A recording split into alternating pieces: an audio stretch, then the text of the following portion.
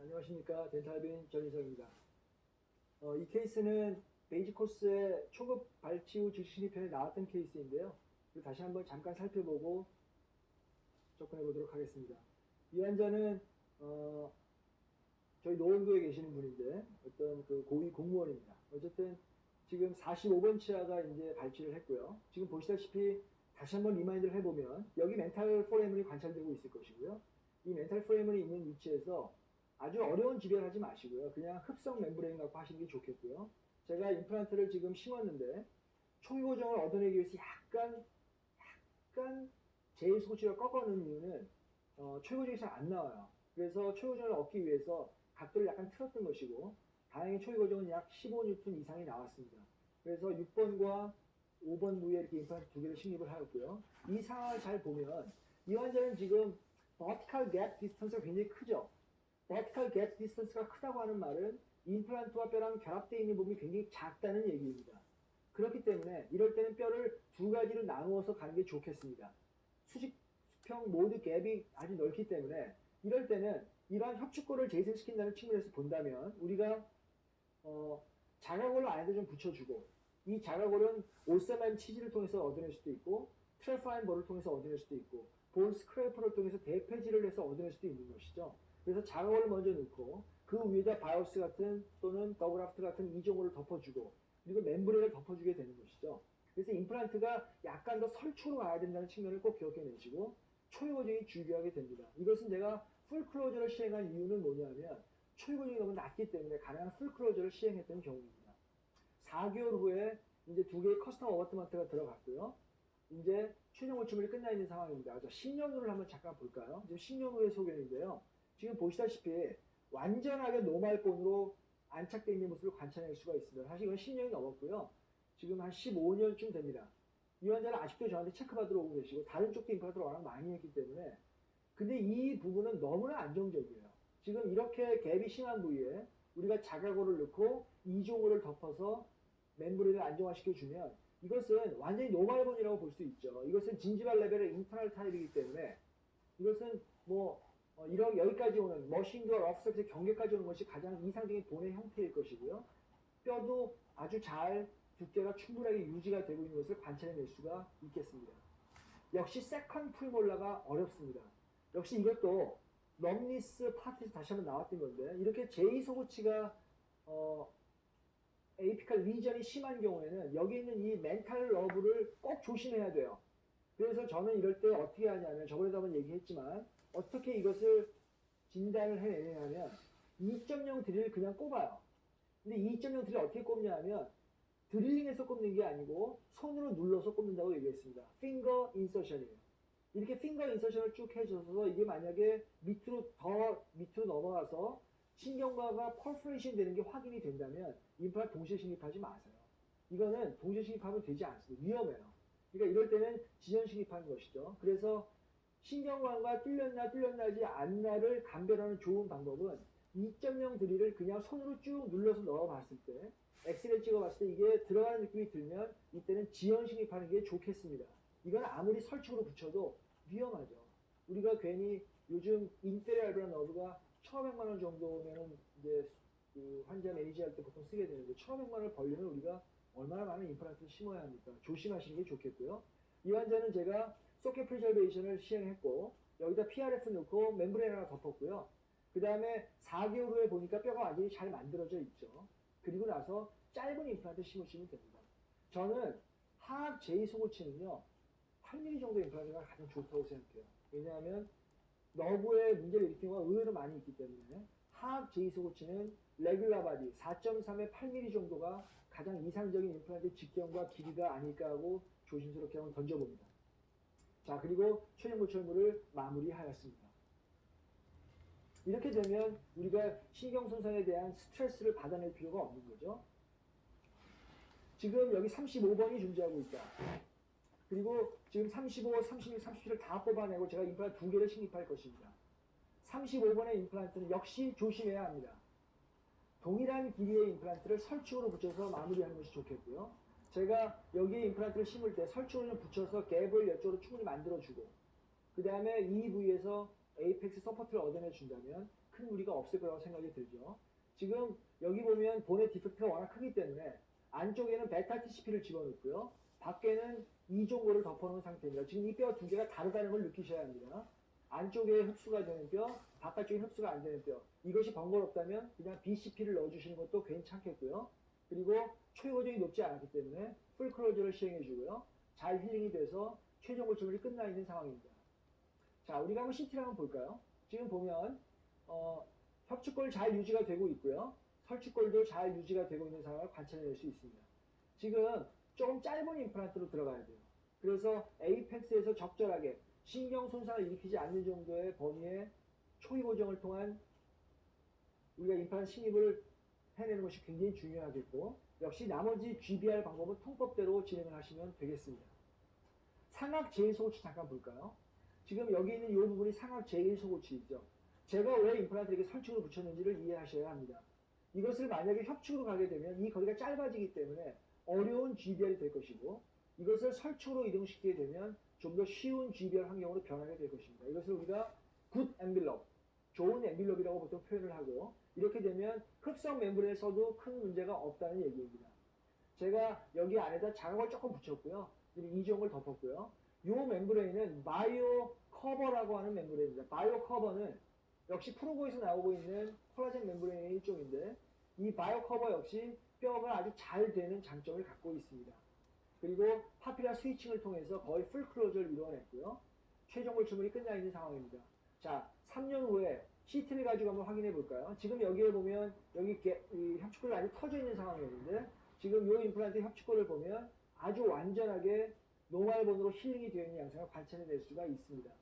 우리가 보통 CT를 가지고 3년째 체크를 해보면 이 뼈가 받아들일 만한 뼈인지를 보통 우리가 알 수가 있죠. 그래서 아주 잘 유지가 되는 것을 관찰해낼 수가 있겠습니다.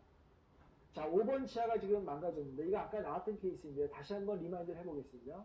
이 환자 아까 실링이 되는 게 6주라고 제가 말씀을 드렸죠. 그래서 임플란트를 원래 위치가 아니고 설축으로 이동시켜야 한다는 걸 꼭 기억해 내셔야 되고, 그렇게 해야지만 우리가 안정적인 결과를 얻어낼 수가 있겠습니다. 이 환자는 제가 여기 있는 24번을 예전에 마무리를 했었고요. 이번에는 25번 때문에 다시 방문을 했습니다. 25번 치아가 부러져서 제가 임플란트 식립을 하였고요. 발치했고, 26번도 이제 신경치료했기 때문에 크라운을 해야 되는 상황이죠. 그리고 여기다 임플란트 심었습니다. 제가 임플란트 어디다 붙였나요? 제2소고치는 설축으로 붙여주는 것이 구개측에 있는 뼈를 잘 이용할 수가 있기 때문에 가능한 한 설축으로 붙여서 갭을 협축으로 만들어주는 것이 필요하겠고요. 여기에는 뼈 이식을 시행을 하게 좋겠습니다. 어떤 뼈를 넣을지요? 인트라소켓 GBR은 흡수가 되는 뼈. 바인딩이 50%가 넘었다면 이 종을 넣으셔도 되겠고, 만약에 30, 40%였는데 심플로파인 하고 싶다면 그냥 BCP를 넣어주는 것도 괜찮겠습니다. 그리고 이렇게 마무리를 해주면 이 부분은 완전하게 뼈로 안착된 걸 우리가 관찰할 수 있는 것이죠. 자, 지금 보철물이 나와 있고요. 지금 6번의 크라운과 지금 5번 부위에 임플란트 보철물을 같이 동시에 장착을 할 계획입니다. 지금 5번의 보철물, 6번의 크라운이 들어가 있고요. 아주 잘 유지가 되고 있습니다. 여러분 CT 한번 잠깐 볼까요? 제가 임플란트를 설축으로 붙였습니다. 설축으로 붙인 또 이유를 또 얘기하진 않겠습니다만 여러분들 100% 이해하셨을 테니까, 이 갭에다 제가 뼈를 넣었는데 아주 잘 뼈가 유지되는 것을 관찰해낼 수가 있겠습니다. 제1소고치, 제2소고치, 이것이 상악이 됐든 하악이 됐든 우리가 제가 지금 자꾸 강조하고 있는 이 원칙을 자꾸 따라가 주셔야지만 성공적인 발치 후 즉시 식립을 얻어낼 수가 있습니다. RSQ를 측정해봐도 아주 안정적으로 잘 일어나고 있고요. 지금 제가 커버스크를 넣었다는 말은 초유고정이 매우 낮았다는 얘기예요, 사실은요. 지금 첫 번째 식립할 당시에 RSQ가 56이었어. 굉장히 낮았죠. 근데 거의 4개월째 70대 후반으로 가고 있다는 말은 이 낮은 부분의 초유고정이 잘 얻어지고 있다는 얘기고, 이것이 점차 프라이머리 스테빌리티와 세컨더리 스테빌리티가 오버롤 스테빌리티로 점차로 바뀌면서 점차 잘 증가해서 4개월째부터는 플라토를 유지하고 있고, 이때 적절한 로딩을 시행해주면 이 임플란트는 뭐 10년, 20년 앞으로 문제없을 거라고 우리가 확신할 수가 있겠습니다. 제1소고치와 제2소고치가 빠졌을 때 한 개를 심느냐, 두 개를 심느냐, 여러분들이 꼭 기억했으면 좋겠는데, 이것도 제가 베이직 코스 이미 다뤘던 내용입니다. 여러분 기억나시겠으면 좋겠는데, 11mm를 기점으로 합니다. 11mm까지는 한 개를 심고 칸틸레버를 한다고 얘기했고요. 12mm부터 15mm까지는 두 개의 임플란트를 식립하게 됩니다.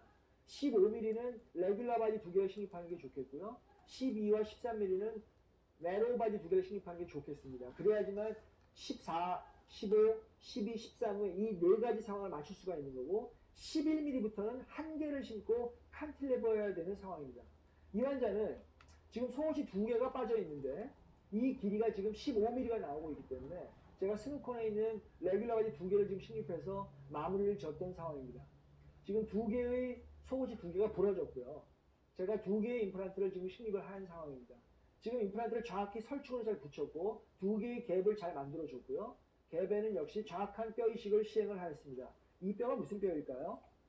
이종골이 들어가 있고요. 지금 스노콘과 더 그라프트라는 뼈를 집어넣고 지금 아마 이 더 그라프트가 함수가 워낙 잘 되기 때문에 제가 지금 그 반짝반짝 거리는 게 없어서 처음에 공종골이라고 생각을 했는데 이종골입니다. 이종골을 리뷰를 했고 봉합을 정확하게 시도했습니다. 초고증이 높지 않았어요. 지금 이 실크는 고아텍스입니다. 이름은 바이오텍스라고 하고요.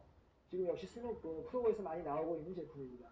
자, 지금 최종 볼철물이 끝난 상황인데 지금 보시다시피 협칙이 아주 잘 유지가 되고 있는 것을 관찰해낼 수 있습니다.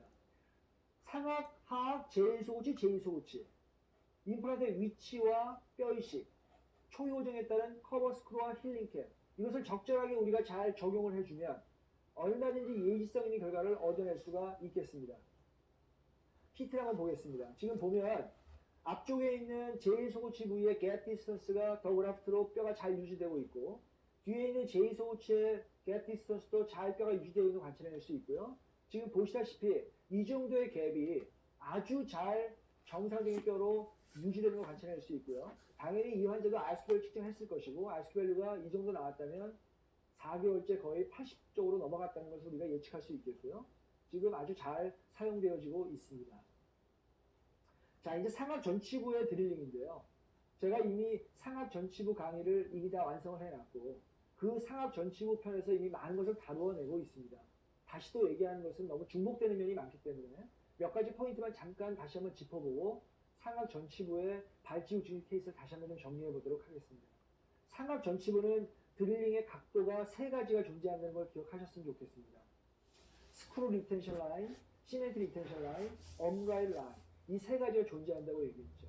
상악 전치부는 심리적인 면 때문에 우리가 굉장히 조심스럽게 접근해야 합니다. 그래서 수술적인 측면, 보철적인 측면, 치주적인 측면이 결합되어 있는 부분이라고 제가 늘 강조를 하고 있고요. 이 수술적인 측면과 보철 치주는 아주 동반되어 있는 유일한 파트가 바로 상악 전치부입니다. 그래서 수술적인 측면은 정확한 드릴링을 통해서 각도와 위치와 깊이를 잡아주는 것이고 이때 필요하다면 정확한 프로퍼한 G별을 시행하는 것이라고 얘기했고 프로스톤틱 에스펙트는 임시차 만드는 거죠. 그래서 임시차를 만들어서 이머전스 프로파일을 몰딩해 주는 것이고 치주적인 측면은 바이오타입을 컨버전 시키는 연조직을 이식하는 기법에 대해서 얘기를 하였습니다. 제가 이미 강의록이 완성이 돼 있고 여러분들이 들어봤을 거라고 조심스럽게 추측하기 때문에 이것은 나중에 오프라인 강의에서 연조직 이식 코스를 따로 시행을 해야 될 것이라고 생각이 들고 뭐 다행스럽다고 할 수 있겠지만 올해 이제 저희 덴탈빈 오프라인 코스에서 이 어드밴스 코스로 지금 이 연조직 이식 코스를 제가 다시 만들어 놨기 때문에 그때 여러분들을 한번 오프라인 상에서 뵐 수 있었으면 합니다. 상악 전치부에 관한 이 임플란트의 토픽은 여러분들이 어떠한 임플란트 포럼을 가도 늘 존재하고 있는 거예요. 가장 챌린징한 레스토레이션이죠. 그래서 전반적으로는 가장 중앙 부위에 보통 식립을 하게 될 것이고 협살적인 측면에서는 옆에 치아의 싱글룸을 이은 가상선에서 보통 우리가 임플란트 식립하게 돼서 최종적으로는 협축근의 두께를 2mm로 맞추는 것이 우리의 목표가 되는 것이죠. 임플란트의 상악 전치부 드릴링은 제일 먼저 위치를 잡게 됩니다. 위치를 잡는다는 말은 절반적 협살 측의 위치를 잡고 그 상태에서 이제 우리가 드릴링을 시도하게 되는 거죠. 그 다음에 드릴링을 2.0 드릴링 단계에서 이제 각도를 잡게 되는 거예요. 이 각도는 2.0 드릴링 단계에서 잡게 되는 거고 사이드 컷 드릴과도 밀접한 연관을 갖게 됩니다. 그리고 마지막으로 깊이를 조절하는 것이죠. 이 깊이는 인접뼈를 연결한 가상선에서 2mm 깊게 들어가시든가 인접산을 연결한 가상선에서 4mm 이상 깊게 들어가는 것이 가장 이상적인 뎁스입니다. 이미 한번 얘기했기 때문에 좀 빨리 진행하도록 하겠습니다. 역시 각도는 자연 치아의 협측의 각도는 0.8에서 1mm 정도가 되는 거죠. 근데 이 각도는 가지고는 협축을 그 2mm를 얻어낼 수가 없기 때문에 우리가 설축으로 이동을 시켜야지만 정확하게 보시다시피 충분한 양의 협축골을 만들어낼 수가 있는 것이죠. 그래서 이것의 세 가지 각도를 한번 정밀하게 한번 살펴보도록 하겠습니다. 이 환자는 중절치가 지금 부러졌는데요. 부러져서 제가 여기는 지금 협축골이 녹아 있는 상황입니다. 지금 염증이 존재하고 있고 치아가 부러져 있고요. 협축골이 다 터져 있어요. 이렇게 협축골이 터져 있는 경우에 과연 동시에 발치후 즉신입을 통해서 만들어낼 수 있을까요? 당연히 만들어낼 수 있습니다. 적절한 절개 방식을 선택해야 되죠. 5가지 절개 방식이 있습니다. 플랩니스, 리미티드 플랩, 유니레터럴, 바이레터럴, PK 플랩. 이 5가지의 절개 방식을 통해서 상악 전치부의 절개 방식을 먼저 선택해야 되죠. 이 절개 방식은 뭐에 의존을 하냐면 인접 치아의 뼈의 상태에 의존을 한다고 제가 1000번쯤 얘기한 것 같습니다. 자, 임플란트를 정확하게 설축으로 붙여줘서 갭 디스턴스를 협축으로 만들어주고 여기에 동종골과 이종골을 덮어서 충분한 양의 협축골을 만들어내야지만 우리가 협축골을 풍요하게 만들어줘야지만 진지발 리세션이 일어나지 않는 것이죠. 자, 지금 이렇게 각도를 틀어줬다고 하는 말은 무엇이냐면 지금 설축으로 붙였기 때문에 각도를 설축으로 잡아줬기 때문에 우리가 협축골의 두께를 충분하게 풍부하게 만들어줄 수가 있는 것이죠. 자, 지금 수술이 끝났습니다. 그리고 최종 오심이 끝났고요. 이게 지금 5년 후인데요. 우리가 5년 후를 좀 잠깐 좀 보겠습니다. 지금 이 5년 후에 지금 유지되고 있는 걸 잘 보시면 지금 이 11번 치아의 협축골은 잘 유지가 되고 있어요. 아까 CT상에서도 보셨겠지만 잘 유지가 되고 있고 그랬기 때문에 잇몸 라인도 아주 잘 안착돼서 더 이상 리세션이 일어나지 않는 상태를 나타내고 있는 것이죠. 상악 중절치든 측절치든 견치든 발치 후 즉시 식립은 매우 예지성이 있는 치료입니다. 이렇게 예지성 있는 치료를 진행한다고 하는 것은 상악 전치부도 예외가 아니에요. 드릴링이 가장 중요할까? 뼈이식이 중요할까? 연조직을 이식하는 게 중요할까? 상악 전치부는요. 드릴링이 가장 중요합니다. 왜냐하면 위치와 각도가 정밀하지 않으면 어떠한 보초로도 이거를 예쁘게 하기가 어렵고요. 어떠한 연조직 이식술로도 한계점이 있기 때문에 정확하게 설축으로 붙여서 협축골의 두께를 2mm로 맞춰내는 것이 가장 중요하고 이것은 많은 연습을 통해서 해나갈 수 있고요. 저희 오프라인상에서 해보면 제가 지금 16년째 강의를 하고 있는데 상악 전치부 코스를 제가 해외에서 주로 많이 합니다만 이제 국내에서도 이제 우리 오프라인 덴탈빈 오프라인상에서 제가 이제 시작을 다시 정밀하게 하겠지만 정확하게 드릴링을 합니다. 제가 질문을 받는 것들이 많아요. 당신은 진짜 정말로 그렇게 드릴링 합니까? 그 모든 걸 다 고려하고 그렇게 드릴링 합니까? 제가 바로 얘기합니다. 주저함 없이. 저 그렇게 합니다. 그렇게 하지 않으면 좋은 결과를 얻어낼 수가 없거든요. 상악 전치부는 엄격하게 드릴링을 해야 되고 엄격하게 임플란트의 GBR을 시행해야 됩니다. 발치를 했어요. 제일 먼저 할 일이 뭐냐면 설축골의 두께를 먼저 파악해야 돼요. 지금 이렇게 페노스 엘리베이터를 설축에다 집어넣는 이유는 뭐냐면 설축벽의 경사를 잡아내기 위해서요. 왜냐하면 우리가 식립하고자 하는 임플란트는 설축벽에서 얻어낼 거거든요. 그래서 95%의 환자는 설축골의 두께가 두껍기 때문에 골막 경자를 설축으로 집어넣어서 거기서 설축벽의 두께를 먼저 잡아야 돼요.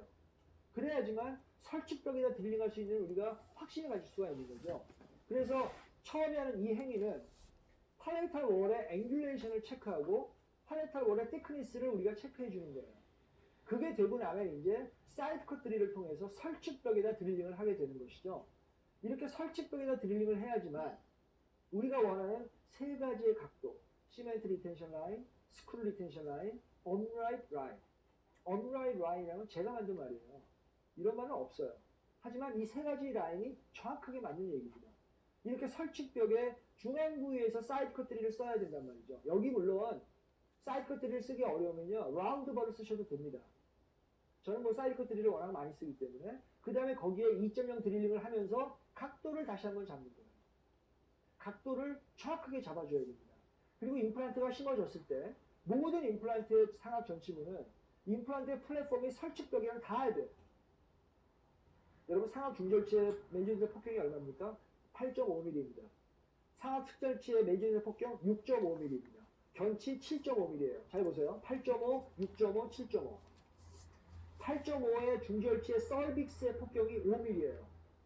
즉, 이 썰빅스의 폭경이 5mm란 말이야. 5mm인데 여기에 만약에 여러분들이 4.0의 임플란트를 심었다면 이 갭은 얼마가 돼요? 1mm가 되는 거죠. 그러니까 이 임플란트의 4mm가 설치벽이랑 닿게 들어가야지만 여기에 1mm의 뼈를 이식해서 최종적으로 2mm의 뼈를 만들어낼 수 있기 때문에 썰빅스의 다이아메터가 5.0이라고 하는 말은 여러분이 식립하는 임플란트 직경이 3.5 정도가 되면 좋아요. 또는 4.0을 넘지 않아야 돼요. 물론 어떤 사람은 굉장히 큰 썰빅스의 직경을 갖출 수 있다고 하더라도 95%는 대략 5mm거든. 그러니까 4.0이나 3.5의 임플란트가 링구와 월을 붙어줘야 되고 나머지 갭은 오로지 협축으로만 생겨줘야지만 여기에 뼈를 이식해서 우리가 최종적으로 2mm의 레이디얼 플레이트를 얻어낼 수 있다는 거죠. 자, 다시 정리해보면 설축벽의 두께를 잡고 이 설축벽의 두께로부터 설축벽에다 드릴링할 수 있는 근거를 잡아내고 그 다음에 세 가지 각도로 임플란트를 식립해 나간다는 것입니다. 사이드컷 드릴이 없다면 이렇게 라운드 드릴을 가지고 설축벽의 중앙 부위에 드릴링 하세요. 이게 어디냐고 정확히 물어보시는 분들이 많은데 이거 간단합니다. 어디냐 하면 에이펙스와 크레스타블의 중간쯤에서 드릴링 하시면 돼요. 중간쯤에서 여기다 표를 만들고 거기다가 2.0 드릴이 들어가면 되죠. 자, 2.0 드릴링 단계에서 세 가지 각도가 나온다고 얘기했습니다. 2.0 드릴링 단계에서 이 각도가 뭐냐면 A 임플란트의 각도가 싱글루브로 나온 이게 바로 스크루 리텐션 라인이라고 제가 표현했고요.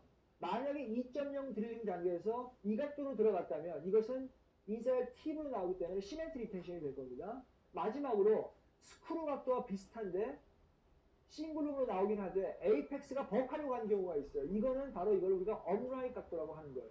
그러면 업라이트 각도는 언제 쓰냐면 설치골이 얇은 환자들이 5%가 있어요. 설치골이 대부분 두껍거든.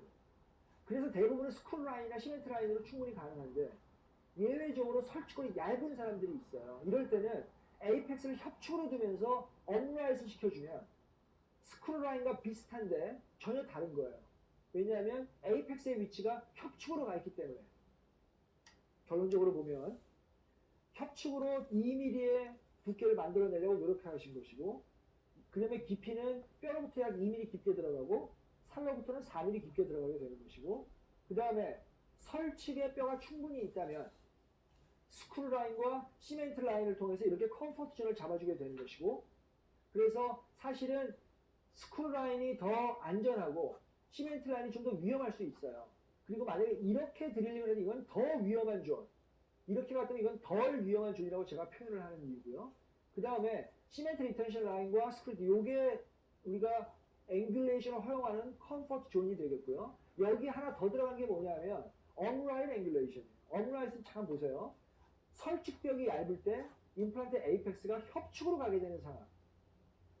그래서 이렇게 떨어지는 이거를 제가 업라이트 앵귤레이션이라고 하는 것이고 각도는 크게 세 가지가 존재하는 거예요. 가장 레이디얼로 나오는 스크루 시멘트 리텐션 라인, 그 다음으로 나오는 스크루 리텐션 라인, 그 다음으로 나오는 업라이트 리텐션 라인.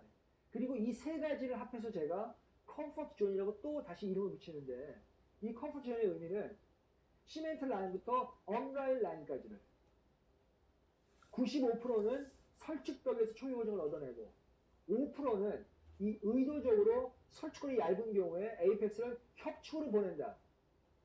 이것이 중요한 포인트입니다.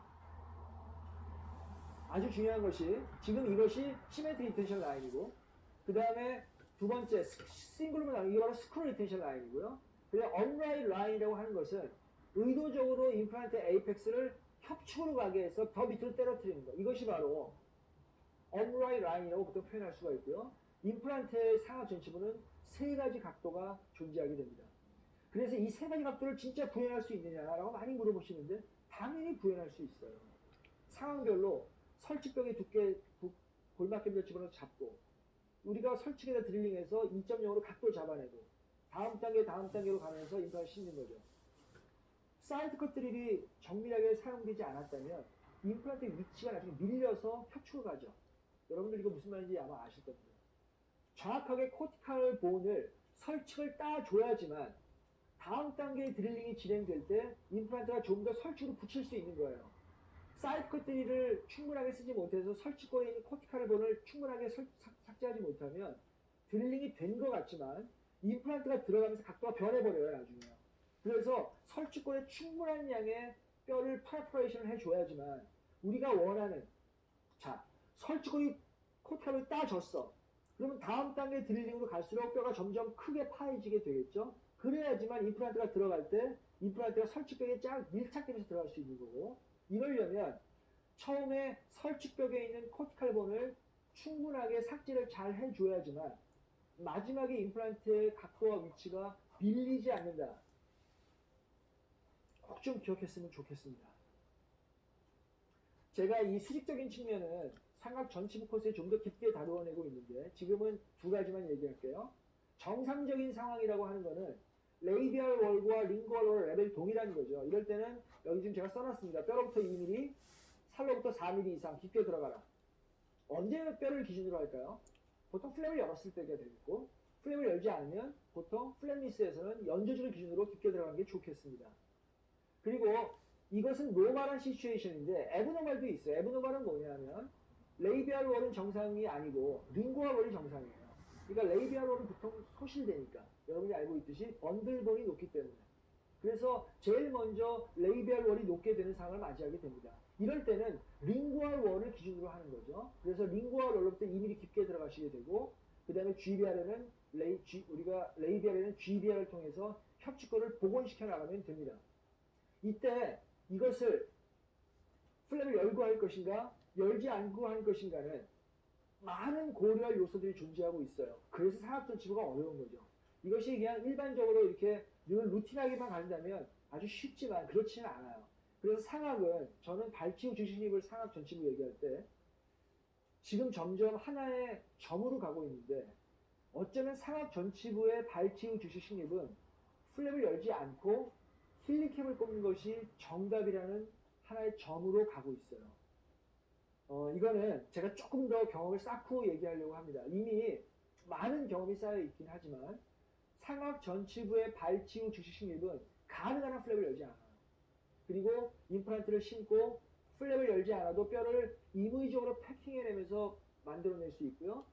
플랩을 열지 않아도 파우치를 만들어서 연조직을 이식해낼 수 있기 때문에 어쩌면 상압 전치부는 플랩을 열지 않는 힐링캡을 통한 파우치 테크닉으로 가는 것이 정답일지도 모른다라는 생각을 지금 2018년도 2월 달에 2015년부터 계속 들고 오던 생각이고, 지금 많은 것들이 마무리되고 있고요. 이거를 지금 제가 언제나 이제 기회가 되겠죠. 상압 전치부의 플랫니스만으로 모든 걸 해결할 수 있다는 확신이 오는 날 다시 한번 특강을 한번 또 진행해 보도록 하겠습니다. 플랩을 연다, 플랩을 열지 않는다. 아주 중요한 얘기예요. 플랩을 열었다면 뼈를 보고 2mm 깊게 들어가는 게 좋겠고, 플랩을 열지 않았다면 연조직으로 4mm 이상 깊게 들어가면 이것이 정밀한 뎁스의 컨트롤이 될 것이기 때문입니다. 이것은 오스템 회사에서 나온 픽처 드라이버인데, 임플란트가 보통 어디에 걸리면 이렇게 걸리는 거죠. 그러면 자동적으로 여기가 5mm의 라인이 설정되게 됩니다. 그래서 연조직의 높이를 여기다 맞춰주면 자동적으로 임플란트 깊이가 5mm 깊게 형성되게 되는 것이죠. 이거는 지금 뭐 오스템뿐만이 아니고 모든 임플란트 회사에서 다 나와 있는 것들이에요. 그래서 픽처 드라이버 이렇게 라인이 형성되어 있는 거는 이 라인을 가지고 깊이를 컨트롤하기 쉽게 만들어 놓기 위해서입니다. 자, 지금 상압 중절치 두 개를 제가 임플란트를 한번 심어보도록 하겠습니다. 버칼 플레이트가 약간 녹아 있어요. 그리고 유가 조직이 꽉 차 있어요. 일반적인 경우라면 제가 플랩을 열었겠지만 플랩을 열지 않고도 유가 조직을 제거할 수 있어요. 그냥 15번 블레이드를 가지고 그래듈레이드 티슈를 코로날 파트에서 쭉 따버리는 거죠. 그러면 깨끗하게 사운드한 본이 노출될 것이고, 협축은 약간 녹아 있을 것입니다. 하지만 우리는 플랩을 열지 않기 때문에 본의 리조옵션을 최소화할 수 있을 것이고, 그리고 약간 녹아있는 부분은 임의적인 뼈를 패킹하는 테크닉으로 해서 얼마든지 복원시켜낼 수 있을 것이고, 왜냐하면 상압전치부는 가장 중요한 심리성의 부위이기 때문이죠. 자, 설축을 정확하게 시멘트 리텐션 또는 스크류 리텐션 라인으로 제가 드릴링을 시행을 하고, 그리고 임플란트를 심는 것이죠. 이때 뎁스는 연조직을 기준으로 하기 때문에 아직은 좀 덜 들어간 것이고요. 이렇게 픽처 드라이버를 통해서 연조직을 쭉 넣어주면 이게 자동적으로 라인에 맞게 되면 5mm 깊게 자동적으로 오토매티컬리하게 임플란트 뎁스가 결정되게 되는 것이죠. 그 다음에 협측에는 당연히 뼈를 패킹해 넣어야 합니다. 그리고 실링을 시켜주기 위해서 멤브레인을 넣을 수도 있고 힐링을 시켜주기 위해서 PRF를 넣을 수도 있는 것이죠. 당연히 힐링 캡이 동반되어야 합니다. 지금 아주 깨끗하게 출력 보충이 끝났고요. 상압 중절지 두 개를 묶느냐 분리하느냐는 파필라의 양에 보통 의존을 합니다. 저는 파필라가 높지 않으면 아예 묶어버리고요. 파필라가 충분하면 세퍼레이트 시켜버립니다. 이건 지금 그 뒤로 몇 년이 지난 상황인데 아주 잘 유지되고 있어요. 지금 협축골의 컨투어와 인접치와의 진지발 아웃들 라인을 보면 아주 바람직하게 잘 유지가 되고 있습니다. 상압 전치부는 어쩌면 플랩을 열지 않는 것도 중요한 의미를 갖게 됩니다. 이것은 스노콘 회사에서 나와 있는 픽처 드라이버인데 동일한 컨셉입니다. 지금 여기에 라인이 존재하고 있고요. 이 라인에서부터 위의 라인까지의 거리가 딱 4mm가 형성되어 있는데 이렇게 4mm가 되어 있다고 하는 말은 연주직의 깊이를 컨트롤하는 것이 중요하죠. 그래서 이 라인 자체를 연주직의 레벨에 맞추어 놓으면 자동적으로 임플란트 깊이가 4mm 깊게 설정이 되기 때문에 우리가 쉽게 임플란트 깊이를 컨트롤할 수 있는 큰 장점을 갖고 있다는 얘기입니다. 너무 깊게 들어갔다. 좋지 않아요. 보통 뼈로부터 1mm에서 4mm까지를 컴포트 존이라고 하죠. 꼭 외워두셨으면 좋겠어요. 뼈로부터 2mm까지가 가장 이상적인데 뼈로부터 1mm부터 4mm까지도 컴포트 존에 해당합니다. 근데 만약에 4mm 이상 5mm, 6mm 더 들어갔다. 뼈로부터. 그 말은 연조직으로부터는 7mm, 8mm 들어간 거잖아요. 이렇게 너무 깊게 들어가는 건 좋지 않아요. 이렇게 너무 깊게 들어가면 바울지 위드스가 재형성되는 과정 중에 본의 리접션이 올 것이고 본의 리접션은 진절 리세션이 오게 될 것입니다. 근데 여기에 또 예외사항이 있어. 이래서 어려운 거예요. 사학 전체편에 제가 얘기했는데 어떤 경우는 더 깊게 심어야 되는 경우가 분명히 존재해요. 왜 그럴까요? 인접치아의 뼈가 낮기 때문이에요. 인접치아의 뼈가 많이 녹아있는 상황에서는 CJ 마지노부터 정상적인 뼈로부터 2mm, 살부터 4mm가 들어갈 수가 없어요. 그러면 너무 슈프라 플란테이션이 되니까. 그래서 인접치아의 뼈가 녹아있는 상황은 더 깊게 들어갈 수밖에 없는 상황이 분명히 존재하죠.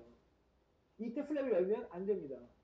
왜냐하면 인접치아의 뼈가 레벨이 좋지 않을 때는 플랩을 열면 그 임플란트는 상관이 없는데 인접치아의 몸이 내려가기 때문에 좋지 않단 말이에요. 이럴 때는 그냥 깊게 들어가고 바이오타입을 증가시키기 위한 연조직 이식술을 플랩을 열지 않고 적용을 해야지만 가장 바람직한 결과를 얻을 수 있어요. 제가 이 얘기도 많이 강조를 했던 부분이기 때문에 오늘 여기까지만 먼저 약간 얘기를 좀 해보도록 하겠습니다. 결론적으로 얘기하면 가장 이상적인 상태는 뼈로부터 2mm, 살로부터 4mm이고요. 그 전에 제가 지금 앵귤레이션을 다 컨트롤 했었죠. 그리고 어버트먼트가 들어가 최종골 주머니 들어갑니다. 원래는 통상적으로 우리가 이거를 이멀전스 프로파일이라고 얘기하는데 뼈로부터 2mm 깊게 들어간 걸로 보통 서브멀전스 프로파일이라고 보통 표현을 하고요. 그 다음에 이건 뭐 마이런 네비스랑 메로니크가 주장했던 얘기인데 뭐 우리가 그 사람들 얘기를 따라갈 필요는 없는데요. 연구직 파트가 이멀전스 프로파일이고 본의 파트를 서브멀전스 프로파일이라고 얘기하는데 통칭적으로 우리는 임플란트 플랫폼으로부터 쭉 나오고 있는 이 부분을 그냥 통칭적으로 이멀전스 프로파일이라고 명명을 합니다. 어쨌든 지금 간단하게 지금 상압 전치부에 대한 몇 가지 발치 후 주시 신입사항을 고려를 얘기를 했는데 일단 이 컨셉을 가지고 다음번에 계속 연결시켜서 진행하도록 하겠습니다. 오늘 고생 많이 하셨고요. 다음 주에 뵙겠습니다. 감사합니다.